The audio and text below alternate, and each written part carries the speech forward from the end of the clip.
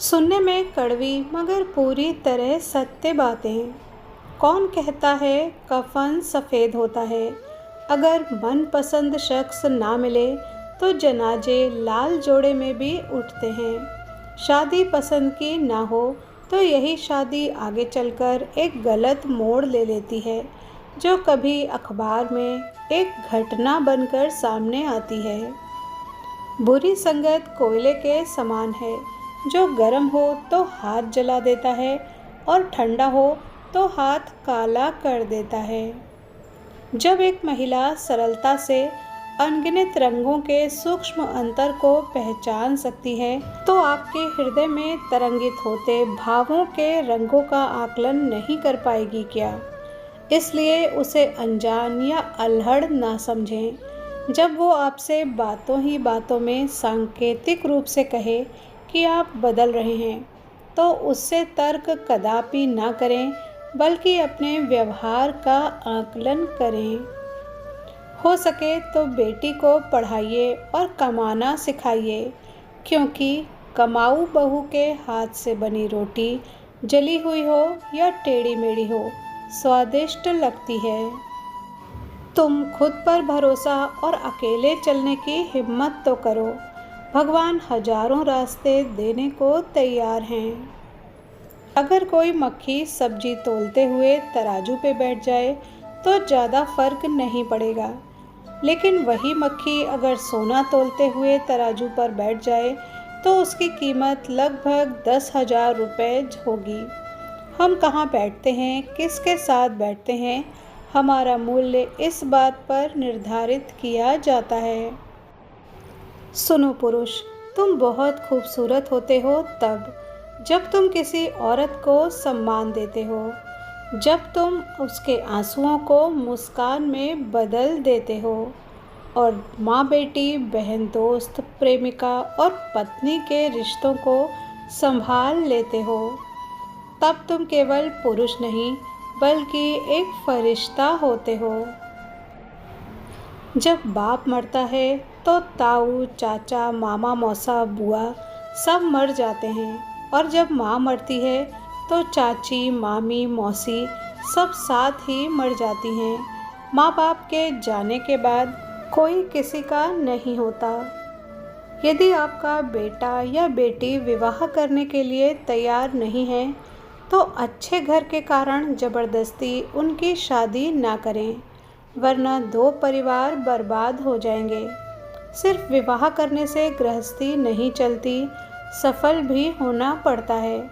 विवाह की उम्र भले ही 21 साल हो, लेकिन अब 30 के बाद हो रहे हैं, क्योंकि इस पीढ़ी ने मान लिया है कि विवाह से ज़्यादा सफलता ज़रूरी है। अपनी बहनों के घर जाया करो, क्योंकि माँ बाप के बाद बहनों को सबसे ज़्यादा उम्मीद अपने भाइयों से ही होती है। तुम्हें देखकर उनके चेहरे पर जो रौनक आती है, वो महीनों तक उनके चेहरे पर कायम रहती है।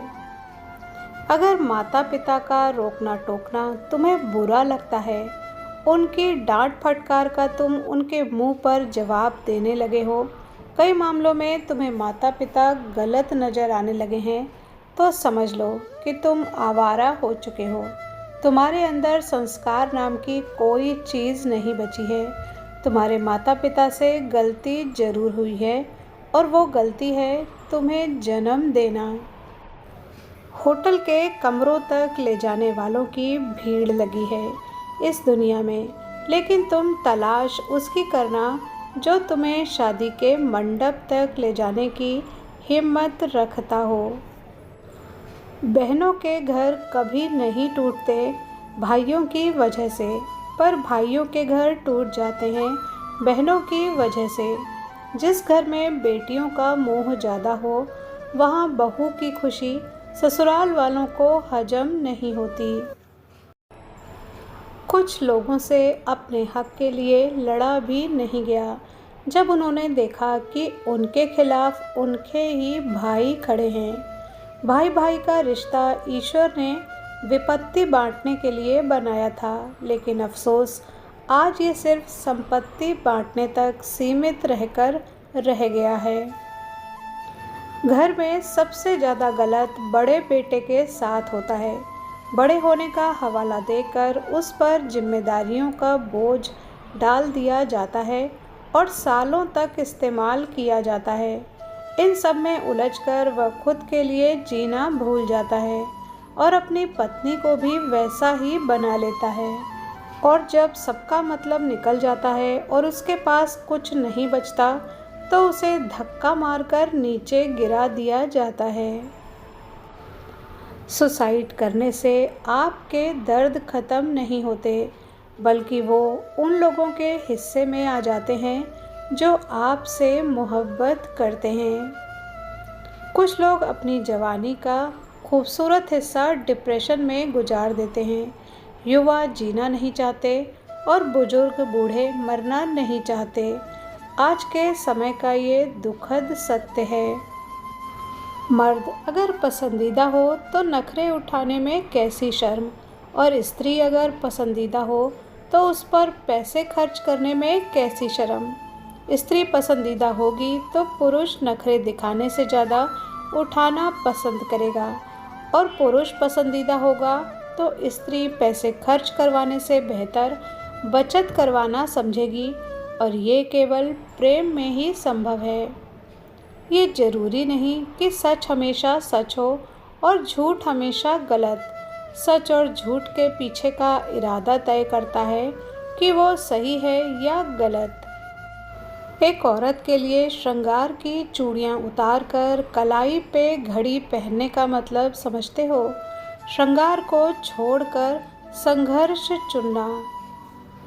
जो मर्द अगर वही चीज़ें करता हो जो स्त्री को पसंद ना हो, तो इसका मतलब ये है कि वो तुम्हें खोने से बिल्कुल नहीं डरता।